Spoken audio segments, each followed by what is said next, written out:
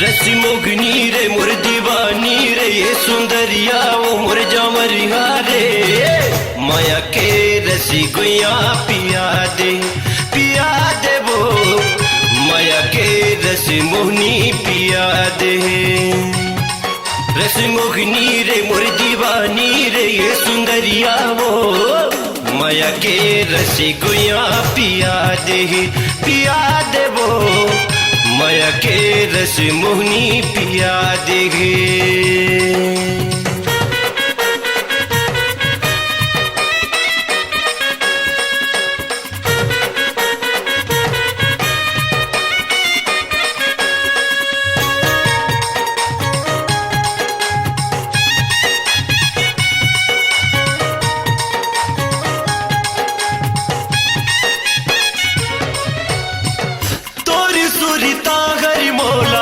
रेगी रेगी आते वो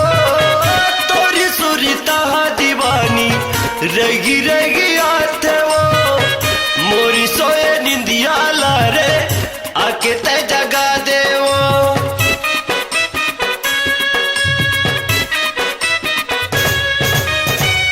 तोरी सुरीता हरी मोला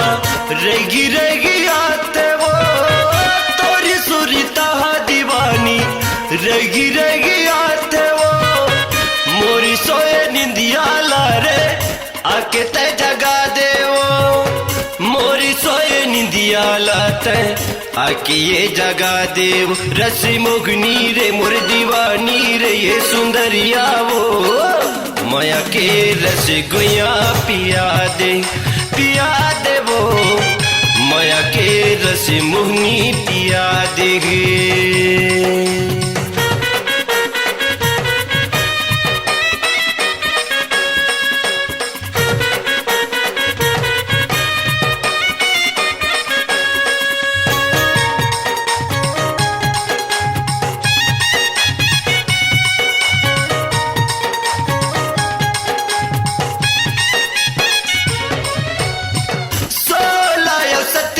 के वो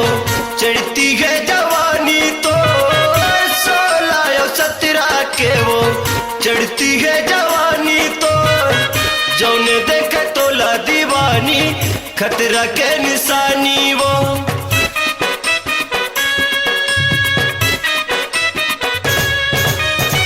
16-17 के वो चढ़ती है जवानी तो 16-17 के वो चढ़ती है जवानी तो जौने देखे तोला दीवानी खतरा के निशानी वो जौने देखे तोला दीवानी खतरा के निशानी वो ये सुंदरिया रे मन मुगनी रे मुरजावरिया वो माया के रस गुया पिया दे वो माया के रस मोहनी पिया दे रस मोहनी रे मोर दीवानी रे ये सुंदरिया वो माया के रस गुया पिया दे वो माया के रस मोहनी पिया दे वो माया के रस दीवानी पिया दे वो माया के रस गुया पिया देगे। अपनी आवाज को दीजिए एक नया मुकाम। डिजिटल रिकॉर्डिंग की दुनिया का जाना पहचाना नाम स्वरांजलि,